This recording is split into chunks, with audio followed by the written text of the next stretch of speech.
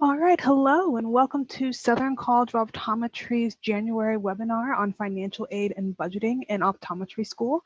Thank you so much for joining us. I hope you all are staying safe and healthy. My name is Avery Cunningham. I am a Student Services and Admissions Officer here at SCO. I am one of the admissions team members who will be answering your questions and participating in the admissions process. Before we get started, I ask that we all use proper Zoom etiquette by keeping microphones muted unless speaking, limiting background noise, and respecting all of this webinar's attendees and facilitators. We will have time for questions towards the end of the webinar, but in the meantime, if you do have any questions or concerns that need immediate attention, please use your chat feature to communicate with us. Today, we'll be discussing financial aid and budgeting and all of the financial responsibilities that go into the decision to pursue optometry school. Our Director of Financial Aid, Ms. Lachelle Hunt Davenport, will be your guide through how you approach budgeting in optometry school, the types of financial aid that you can start thinking about, and all of the kinds of questions that you might be concerning yourself with once you commit to pursuing optometry school. Before I turn it over to her, I will say that this webinar is being recorded and will be free and available to view starting later this week on our website. And okay, Ms. Hunt Davenport, I turn it over to you. Okay, did you make me a presenter? No, ma'am, but I can just give me a cue and I'll flip right through to the Okay. All right. slides. Well, hello, everyone, and thank you for attending. As Ms. Cunningham said, we are going to talk about financial aid and budgeting. Our agenda today is how do you apply for aid at SCO? How much can you borrow? What types of aid we offer? When will you receive your loan funds? And we'll talk briefly about debt management. Next slide, please.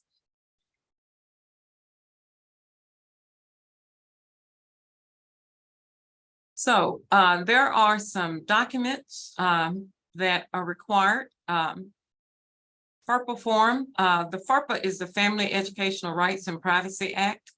That form allows you to determine who can have access to your financial aid information.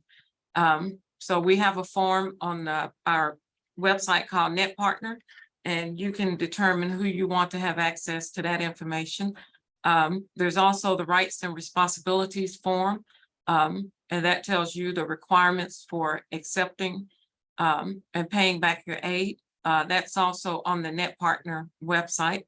And then there's some online forms that need to be completed. If you don't have an FSA ID, which you should have if you've completed the FAFSA, and if you're interested in what's called a health professional student loan, your parent will need one. So you can apply for that ID at studentaid.gov. That's also the website where you will complete your FAFSA if you haven't already done it. The online master promissory note, if you borrow loans, that is the form required by the Department of Education, which says that you agree to pay back the loan. And of course, everyone has to have interest loan counseling if you borrow loans. Next slide, please.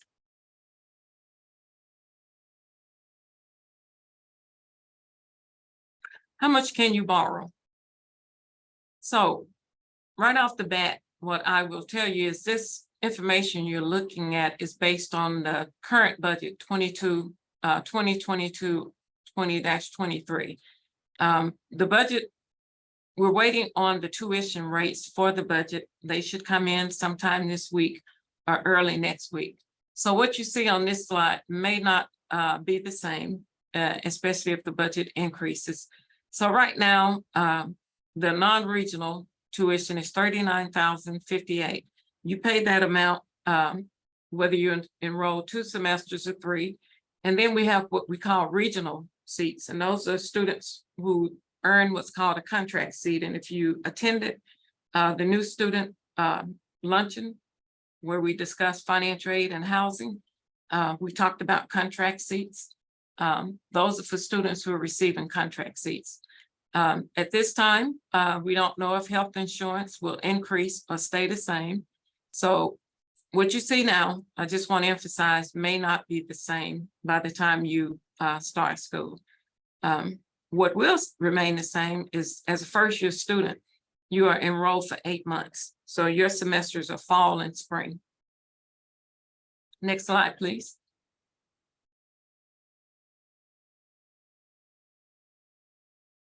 Again, this is a sample of a budget, and this budget is going to change. We are looking at increasing housing, food, utilities, transportation, and personal expenses. And we're looking at that because we know that, inflation rates have increased, and so we will increase accordingly. Next slide, please.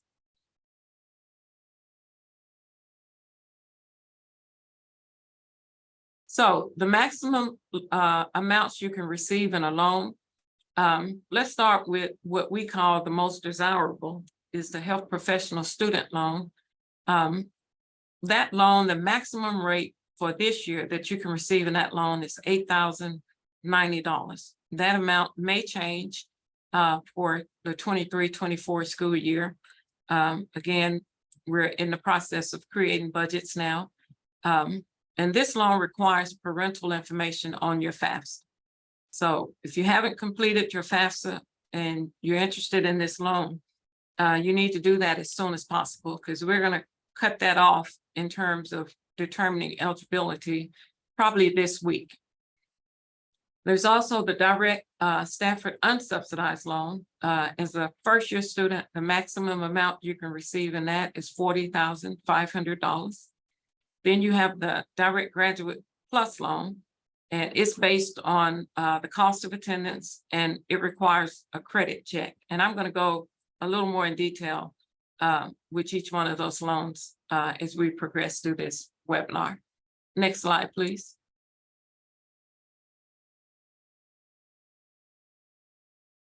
So again, this is budget information that may not be the same for the fall semester. Next slide, please.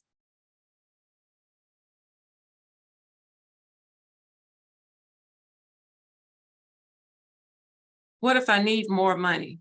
So the only way to borrow more than your set budget is to increase your budget. And we increase the budget based on an extenuating circumstance. If you have death in the family, car breaks down, sickness in the family, any circumstance that's beyond your control, you must provide documentation to support that. And typically we're able to increase your budget based on that. And the government only allows certain items to be included in a student's budget. For example, if you have a car payment, we are not allowed to use federal funding to pay for your car. So your car payment would not be included in your budget. That's just an example.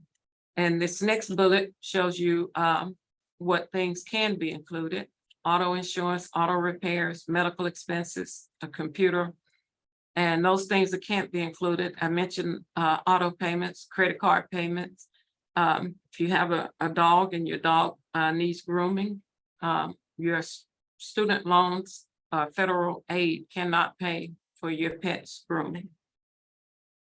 Next slide, please.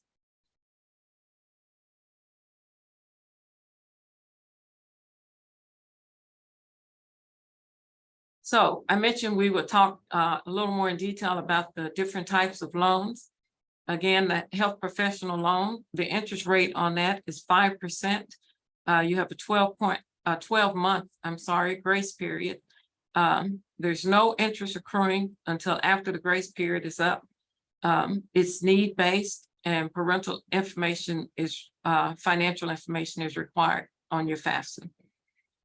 Then there's the federal direct unsubsidized loan. Current interest rate is 6.54%. It's an unsubsidized, which means it's not based on financial need. The grace period is 6 months, and the origination fee is 1.057%. Interest rates change every July 1st, and the origination fee changes every October 1st. The origination fee is the fee that the government charges students to process their loans. There's the graduate plus loan. Interest rate on it is 7.54%. It has a 6-month grace period. You can see the difference in the interest rate as well as the difference in the origination fee. For this Grad Plus loan, the origination fee is 4.228%. You must pass a credit check, which is good for 180 days. And if you fail the credit check, you can use an endorser if that cosigner, which most people know is an endorser, if that person can pass the credit check. Next slide, please.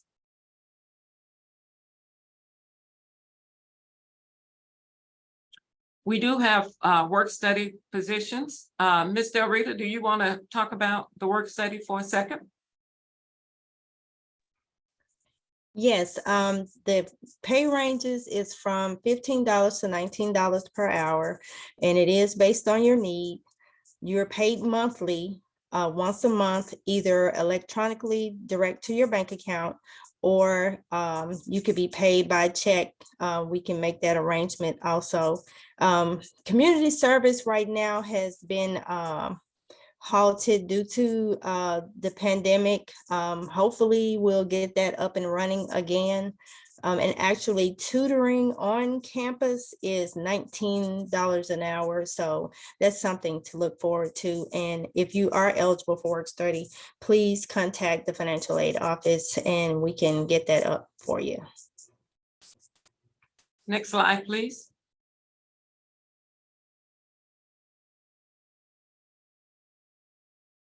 We also offer other types of financial aid. If you are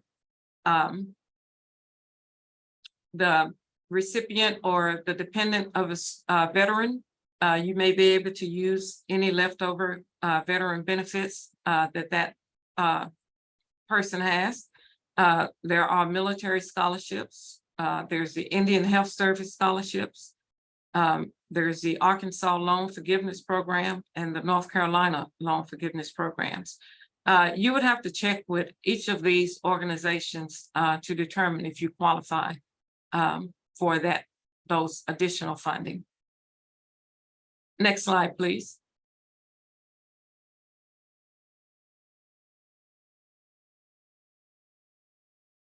So when you fill out your FAFSA, our school code is listed at the top of this screen, 003517. I always like to say the early bird gets the worm. So if you haven't completed your FAFSA, you need to do so pretty quickly. We've emphasized parent information is required for the HPSL loan. Please use the data retrieval tool. And the way that happens, as you are completing your FAFSA, when you get to your financial information as well as your parents, you will receive a pop-up box from the IRS. And the box will ask you if you would like to have your tax information uploaded to your FAFSA. Please say yes to that because the government wants to see whatever you submitted to the Internal Revenue, that's the information that they want to see on your FAFSA. If you were not born in the US, please enter your alien registration number. And then the very last page, you're going to get what's called a confirmation page. And it will tell you basically what you're eligible to receive in loans. Next slide, please.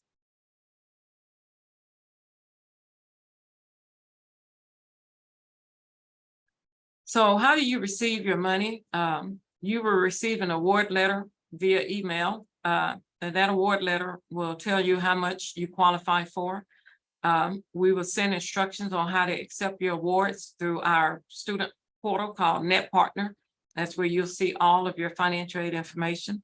Once the loans are accepted, we will go ahead and process them, and funds will be dispersed 10 days prior to the start of the semester. So the fall semester for you starts September 5th. So we'll disperse those funds 10 days prior to that date.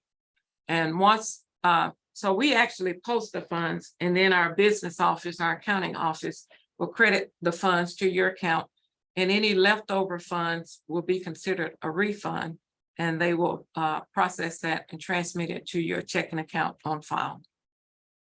Next slide, please.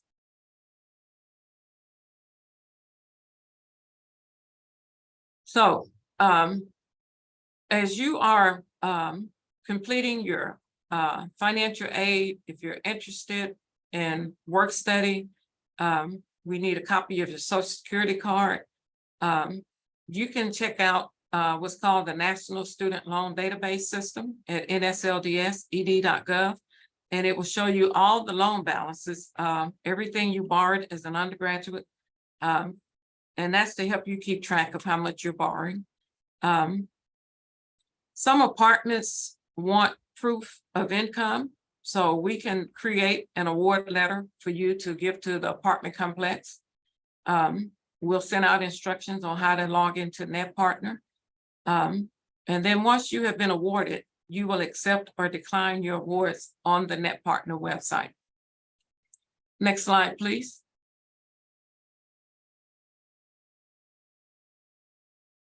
My contact information is listed. Ms. Del Rita's contact information is listed.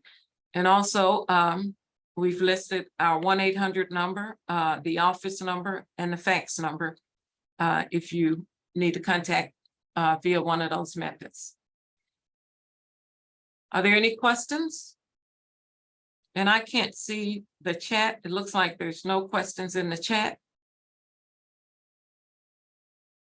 We still have a few slides, Ms. Dorita and Ms. Okay. Michelle.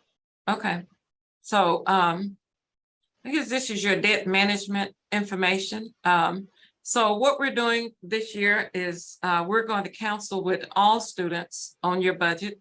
We'll look for ways in your budget for you to lower your costs. And every dollar counts. That's a budgeting app to help you with budgeting. It's a free app, and it will help you make good money decisions. But we'll talk about all of that when we meet one-on-one. Next slide, please. How can I budget for my first year?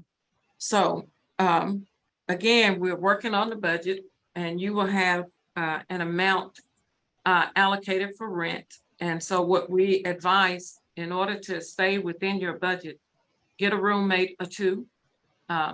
You know, if you're living by yourself and your rent is $1,200, I can tell you now that you'll be living outside your rent budget. Same with food. Drink lots of water, pack a lunch, cook and prepare your meals for the week. You can save money that way. Utilities, just keep in mind cable costs. You can do internet and Netflix and save money that way. Carpool when you can. Use apps to reduce costs on purchases for food and entertainment. All of those things will help you manage your budget for your first year. Next slide, please. This slide shows some recommended apps. Groupon, I always say that wrong. Get My Perks, Retail Me Not. Those are apps that can help you reduce costs. I use Gas Buddy a lot to find out who has the lowest gas prices around town. Vigil is an app for TV users. LivingSocial.com tells you what events are available or going on in the area. There's apps for gamers, couponing. We see commercials all the time on TV about GoodRx. It may be cheaper than what your insurance will cover. So all of these are some good apps that can help you budget. Next slide, please.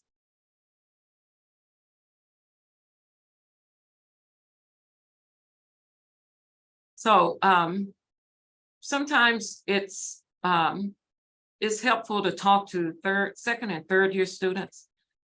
They have learned through trial and error how to manage their budgets. We talk about impulse purchases. Just be careful, and also come to the financial aid office. If you're thinking of making a purchase and you're not sure if it's covered in your budget, always come and talk to us before you do that. Then there's other ways to keep busy and avoid spending less. Take advantage of streaming. exercise, free local events, free virtual events, volunteer opportunities. The city of Memphis offers days where you get discounts or even free admissions to museums, the SCO, Civil Rights Museum, etc. So just make sure you're paying attention to all of that. Next slide, please.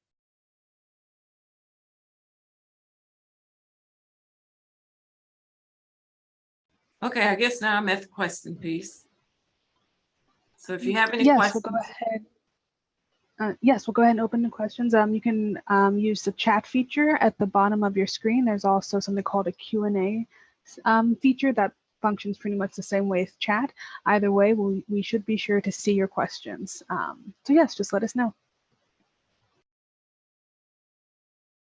And if you don't feel comfortable asking the questions on the chat, my email is listed there. Please feel free to send an email and we will answer those emails as soon as possible.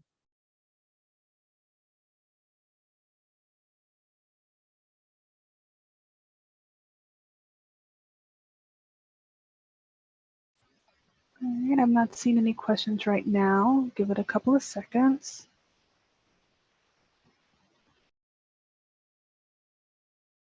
And also, I just want to mention, you know, we can do Zoom or Teams meetings one-on-one. Just send an email request to me and state you would like to do a one-on-one session. We can do that as well.